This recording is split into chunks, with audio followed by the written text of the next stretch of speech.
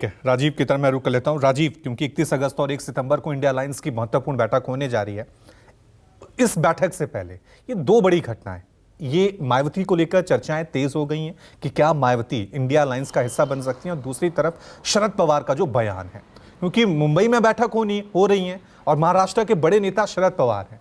जिस तरह से वो एक के बाद एक बयान दे रहे हैं, मुलाकात हो रही है, उसके बाद कंफ्यूजन बना हुआ ना सिर्फ महाराष्ट्र की सियासत बल्कि देश की सियासत और 2024 लोकसभा चुनाव के लिहाज से भी।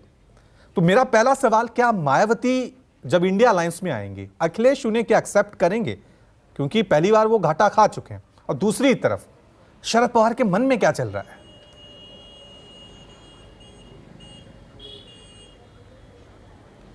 देखिए रवि, दानिश अली की नीतीश कुमार से मुलाकात को अगर कोई ये समझे कि वो मायावती को इंडिया में आने का इसमें इंच मात्र भी कोई मामला है, तो मैं नहीं मानता।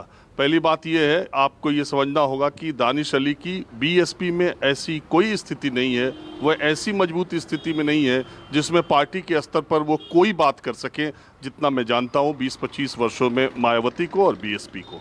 जहाँ तक है दानिश अली की इस मुलाकात को, मैं ये देखता हूँ कि उनके बीएसपी में ही कुछ दिन बचे खुचे हैं। अब जब ही कोई खबर आ जाए कि दानिश अली बीएसपी में नहीं रहे और उनके खिलाफ कोई अनुशासनात्मक कार्रवाई मायावती ले लें, तो आपको अचरज नहीं होना चाहिए।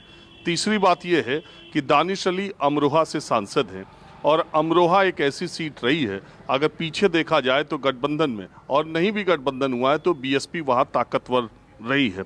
अमरोहा एक महत्वपूर्ण जगह है, और अगर वहाँ पे ताकतवर आदमी दूसरे किसी को आप देखेंगे तो वहाँ महबूब अली एक आते हैं, जो समाजवादी पार्टी के दबंग नेता हैं और बहुत बार विधायक, कैबिनेट मिनिस्टर और सांसद भी वो रह चुके हैं। मुझे ऐसा लगता है कि अमरोहा से बीएसपी के सांसद दानिश अली हैं, और वो सीट समाजवादी पार्टी के महबूब अली उस पर दावा न ठोकें, और दानिश अली को ही इंडिया की तरफ से अगर टिकट मिल जाए, इस तरह की कुछ फरियाद, कुछ बात लेके दानिश अली और नीतीश कुमार से मिले होंगे। जिन नेताओं की अखिलेश यादव या कांग्रेस में ज़्यादा पहुंच नहीं है, वो वाया नीतीश कुमार उत्तर प्रदेश में लोकसभा सीटों के टिकट के जुगाड़ का मामला देख रहे हैं, उसमें कई लोग हैं, और ये मुझे ऐसा दिखाई देता है। दूसरी बात, दानिश अली उत्तर प्रदेश की किसी भी पार्टी के ना सदस्य रहे और ना बहुत कैडर वाले आदमी रहे। दानिश अली का पूरा राजनीतिक जीवन देवगौड़ा फैमिली से निकटता का है, और देवगौड़ा फैमिली से उनके बहुत अच्छे संबंध हैं। पिछली बार का लोकसभा टिकट भी कुमारस्वामी और देवगौड़ा के कहने पर मायावती ने दिया था उनको अमरोहा से। आपको याद होगा राशिद अल्वी भी एक बीएसपी के सांसद थे बहुत पहले। उस समय धीरे धीरे पार्टी में उनकी स्थिति बहुत मजबूत हो गई थी, वो प्रेस कॉन्फ्रेंसेज लेने लगे थे, और एकाएक 2003-4 की बात मैं आपको बता रहा हूँ, 3 की, जब मायावती के घर में सीबीआई का छापा पड़ा और राशिद अल्वी ने उस पर बाइट्स वगैरह इलेक्ट्रॉनिक मीडिया को दी, उसके कुछ ही महीने के बाद उनको पार्टी से मायावती ने निकाल दिया।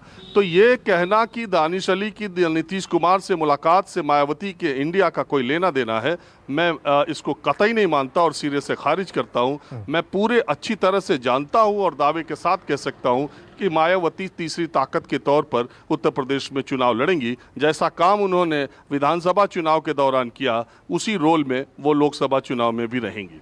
अब दूसरा सवाल आपका शरद पवार का है। शरद पवार के बारे में देखिए, मैं पहले भी कह चुका हूँ, आज भी कह रहा हूँ, शरद पवार जो बोलते हैं वो वही समझते हैं।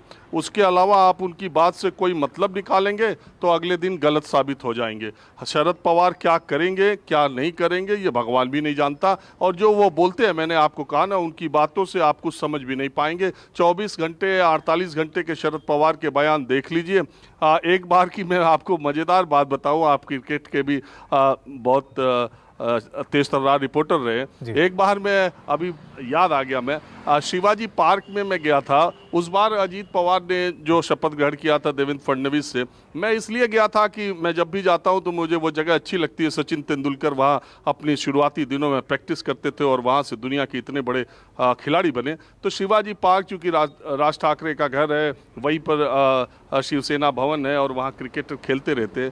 तो मैंने वहाँ के क्रिकेट के खिलाड़ियों से कहा कि यार ये खेल जो हो रहा है इसमें आपको सियासी खेल में क्या लगता है? वहाँ एक स्पिनर था, उसने कहा कि इस देश का सबसे बड़ा गूगली गेंदबाज शरद पवार जी हैं, वो क्या उनकी गूगली आज तक कोई नहीं समझ पाया है। तो वही बात मुझे याद आती है। मुझे ऐसा लगता है कि शरद पवार 31 अगस्त और 1 सितंबर से होने वाली बैठक के बीच एनडीए में अपने कद को मजबूत करने के लिए ये दांव खेल रहे हैं कि उनकी पार्टी अभी वो कमजोर नहीं हुए, वो ऐसे सेनापति नहीं है जिसकी सेना भाग गई है और जो बुजुर्ग सेनापति है वो ये मैसेज देना चाहते हैं कि एनसीपी अभी इंटैक्ट है, वो एक है, जिधर चाहेगी उधर जाएंगे। और ये कहते हुए वो इंडिया में एक ताकतवर, एक कद्दावर स्थिति हासिल करने की कोशिश कर रहे होंगे और सीटों के बंटवारे में उनकी ज़्यादा चले, संयोजक बनाने की भूमिका में उनकी ज़्यादा चले, वो ये स्थिति मुझे लगता है कि बनाने में होंगे।